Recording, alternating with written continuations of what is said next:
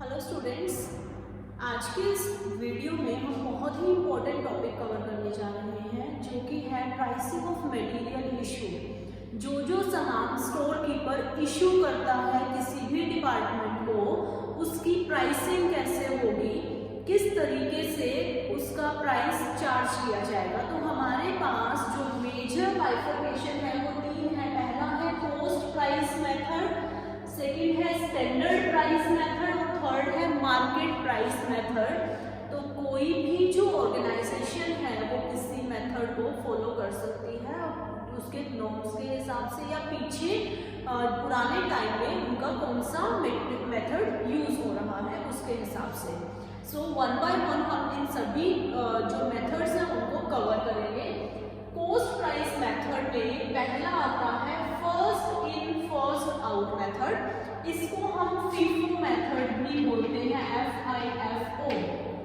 इसी तरीके से जो सेकंड है वो है लास्ट इन फर्स्ट आउट, इसको हम बोलते हैं LIFO।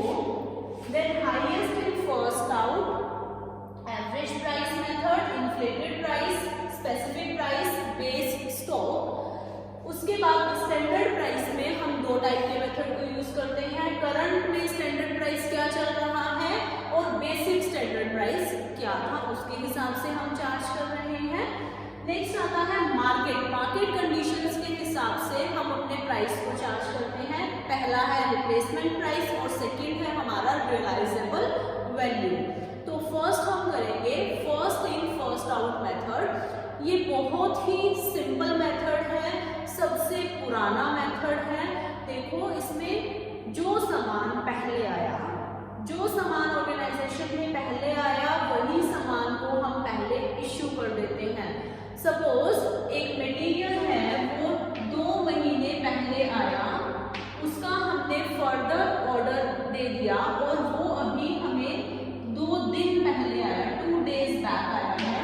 तो पहले जो सामान हम कौन सा यूज करेंगे? देखो लॉजिकली हम अपने घर में भी यही चीज करते हैं। हम राशन लेकर आते हैं तो हम पहले पुराना जो राशन 1 महीने पहले लेकर आए थे उसको हम पहले यूज करते हैं और जो नए वाला है उसको हम बाद में यूज करते हैं। यही होता है FIFO मेथड में कि पहले जो आया फर्स्ट इन, पहले जो आया वही सबसे पहले जाएगा, उसको हम सबसे पहले यूज करेंगे, चाहे उसका प्राइस कम हो चाहे उसका प्राइस ज्यादा हो। FIFO मेथड में जो सामान पहले आया है उसको हम पहले इश्यू कर देंगे। सो हम प्रैक्टिकल क्वेश्चन के अंदर इस मेथड को समझते हैं। ये हम कर रहे हैं first in first out method, जिसको हम FIFO मेथड भी बोलते हैं, FIFO FIFO मेथड। तो first in first out method में हम स्टोर्स लेजर अकाउंट बनाएंगे, क्योंकि बिन कार्ड में हम सिर्फ क्वांटिटी शो कर रहे थे और यहाँ पर हमने बात की है प्राइसिंग की। तो स्टोर्स लेजर बनेगा यहाँ पर, जिसमें हम क्वांटिटी के साथ साथ प्राइस को भी शो करते हैं। सो सबसे पहला जो कॉलम बनेगा वो बनेगा डेट का, सेकेंड कॉलम हमारा पर्टिकुलर्स का बनेगा, डेट पर्टिकुलर्स। उसके बाद हमें 3 कॉलम और बनाने हैं और तीनों में सब कॉलम बनाने पड़ेंगे। पहला रिसीट का,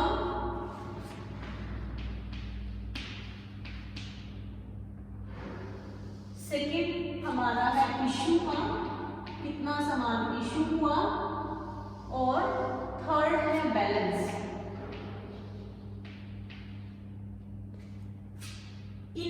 इनको डिवाइड कर लेते हैं हम। पहला आएगा क्वांटिटी,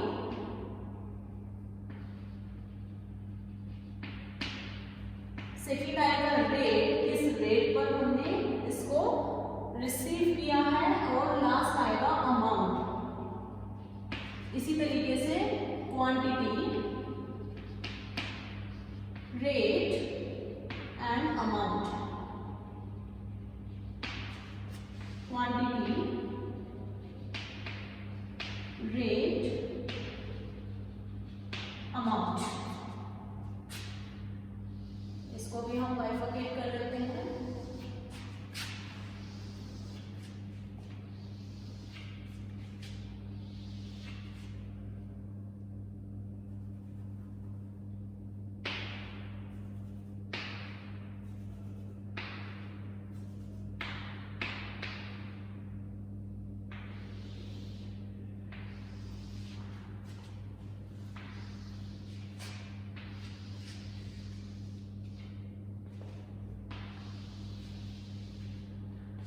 देखिए इस तरीके से हम अपने स्टोर्स लेजर अकाउंट को बनाएंगे। अब हमें इंफॉर्मेशन क्या दी हुई है? पहली इंफॉर्मेशन है कि 1 अप्रैल को ओपनिंग बैलेंस था हमारा 500 यूनिट्स और हमने परचेज किया था उसको 12 रुपए पर यूनिट के हिसाब से। तो सबसे पहले डेट आएगी 1 अप्रैल, पर्टिकुलर्स में क्या आएगा? Opening balance,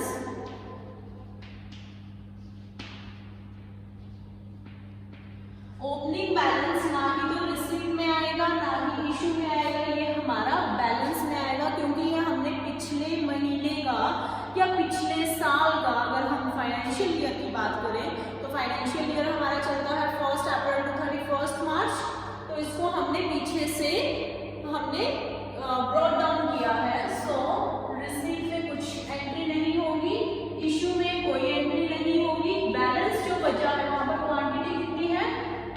500 units. किस रेट पर है? 12 पर, और अमाउंट कितना है? 6000। अब देखो 2 अप्रैल को P4 परचेज, क्योंकि यहाँ पर स्पेस कम था इसलिए मैंने इसको P कर दिया, इशू को I कर दिया। 2 अप्रैल को हमने परचेज किया है तो एंट्री करते हैं 2 अप्रैल, 2 अप्रैल परचेज किया। यहाँ पर पर्टिकुलर्स में हम बता रहे हैं कि हमने किया क्या है। देखो आपकी बुक्स में पर्टिकुलर्स का कॉलम नहीं है तो वहां पर आपको क्लियर नहीं होता कई बार कि मुझे एंट्री कहाँ करनी है, इसलिए एक पर्टिकुलर्स का कॉलम जरूर बना लीजिएगा जहां पर आपको पता चल जाएगा कि परचेज हुआ है या इश्यू हुआ है। देखो जब भी परचेज होगा तो वो रिसीट में आएगा और प्लस होगा, हमने रिसीव किया है तो वो रिसीट में आएगा और उसको हम बैलेंस में प्लस कर देंगे। जब भी इशू होगा, सामान बाहर गया है तो वो सामान अगर कम हो रहा है, माइनस हो रहा है तो वो इशू में चला जाएगा। परचेज हमने क्या किया है? 600 यूनिट्स लिए हैं, तो देखो क्वांटिटी में यहाँ पर आ जाएगा 600, 600, 11 रुपए पर यूनिट के हिसाब से परचेज किया है, तो अमाउंट कितनी बन गई? 6600 रुपीज। इशू में नहीं आएगा कुछ भी। अब बैलेंस की जब हम बात करते हैं तो बैलेंस में देखो एक तो हमारे पास 500 यूनिट्स पहले वाले पड़े हैं, तो हम यहाँ पर 500 यूनिट्स दिखाएंगे, कितने रुपए के हैं? 12 के और 6000। नेक्स्ट जो 600 यूनिट्स हमने अभी परचेज किए हैं 11 रुपए पर यूनिट के हिसाब से, और ये हो गया 6600, ये इकट्ठा है।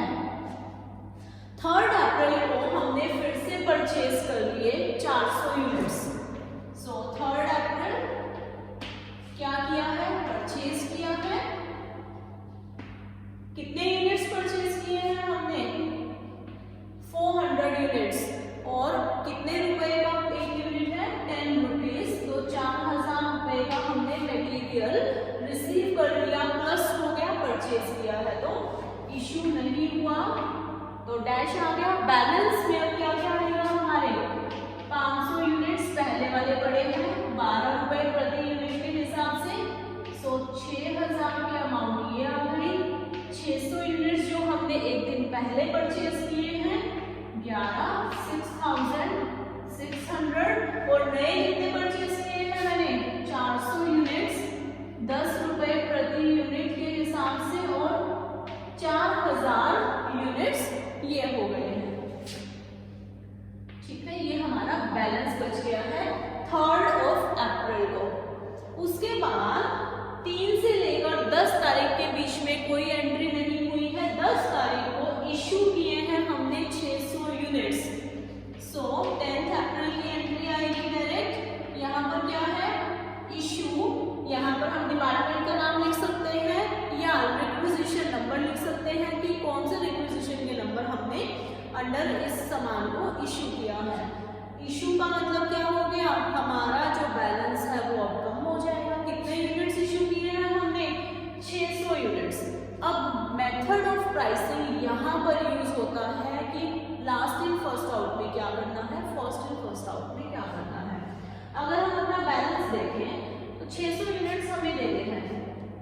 तो 600 का एक अलग से लोड पड़ा है मेरे पास, मैं इसको भी इशू कर सकती हूँ, लेकिन हमारा रूल क्या है, फर्स्ट इन फर्स्ट आउट में, कि पहले जो पुराना सामान था उसको हम निकालेंगे।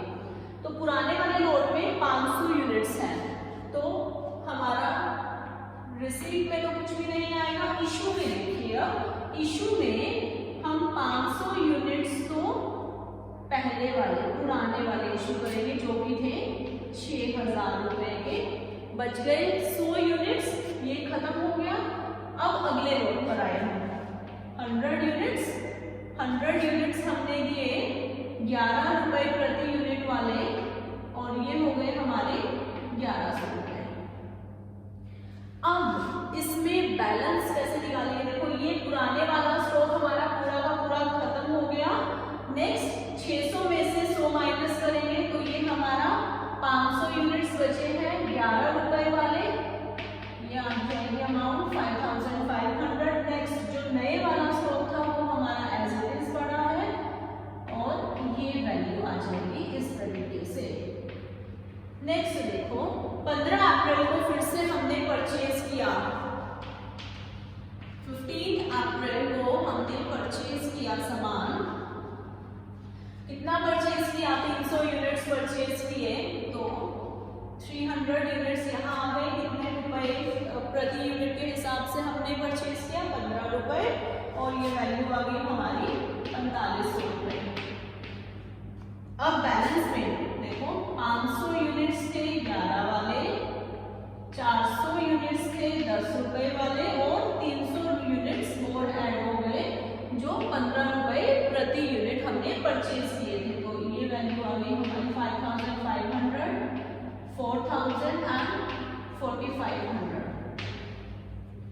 नेक्स्ट 16 अप्रैल को 700 यूनिट्स इशू कर दिए गए, 16 अप्रैल को इशू किया हमने, डैश आएगा, इशू में सामान कम हो गया, कितने यूनिट्स इशू किए हैं हमने 700, लेकिन 700 का हमारा ये वाला लोड बन रहा है, तो हम इसको इशू कर सकते हैं, नहीं इसको नहीं कर सकते, क्योंकि जो पहले आया है सामान पहले उसी को इशू करेंगे। तो पहले हम 500 वाले लोड को खत्म करते हैं, 500 यहाँ से हमने दे दिए 5500 का सामान, 200 यूनिट्स और बच गए तो हम इस पर आ गए। तो 200 यूनिट्स हमने यहाँ से दे दिए 10 रुपए प्रति यूनिट जो हमने परचेज किए थे, और ये वैल्यू आ गई हमारी 2000। बैलेंस कितना बचेगा, अब ये ऊपर वाला लोड पूरा खत्म हो गया है, अब कितना रह गया 200 यूनिट्स ऑफ ₹10, 2000 रुपए का ये बचा है, और 300 units at rate of ₹15 per unit, 4500 रुपए का ये स्टॉक बचा है।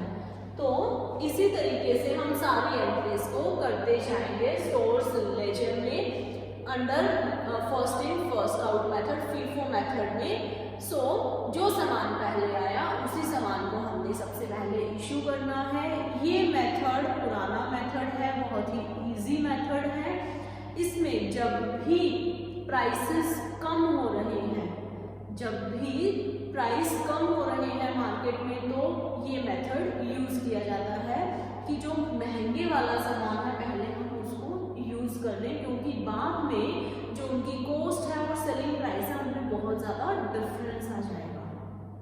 सो यहाँ पर हमारे जो प्रॉफिट्स हैं, प्रॉफिट्स को हम मैनिपुलेट कर लेते हैं कई बार, अगर हम मेथड को चेंज कर देते हैं।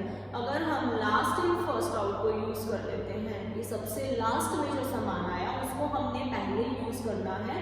ये मेथड नॉर्मली फैशन इंडस्ट्रीज में यूज होता है, जो कि हम नेक्स्ट वीडियो में कवर करेंगे। आज हमने किया है first in first out method, oldest method है। नॉर्मली हम अपने घरों में यही मेथड यूज करते हैं, या नॉर्मली जब भी हम किसी मैन्युफैक्चरिंग कंसर्न की बात करते हैं तो हम क्या करते हैं कि पहले ये पुराने वाला सामान को यूज करो, उसके बाद नए वाले को यूज करो। जैसे कि हमने कुछ पेपर्स लेकर रख दिए हैं, अगर हम उन पेपर्स को रखेंगे और नए वाले को पहले यूज किए जाएंगे तो पुराने वाली जो शीट्स हैं वो खराब हो जाएंगी या वो पीली पड़ जाएंगी, तो उनका यूज नहीं हो पाएगा। सो वो हमारा पूरा वेस्टेज हो जाएगा। इसलिए नॉर्मली जो इस मेथड में हम क्या करते हैं, पहले जो सामान आया है पहले उसी को इशू करते हैं। और जब भी मार्केट में प्राइसेस कम हो रहे हैं, प्राइसेस डाउन जा रहे हैं, तो हम इस मेथड को यूज करते हैं। Thank you.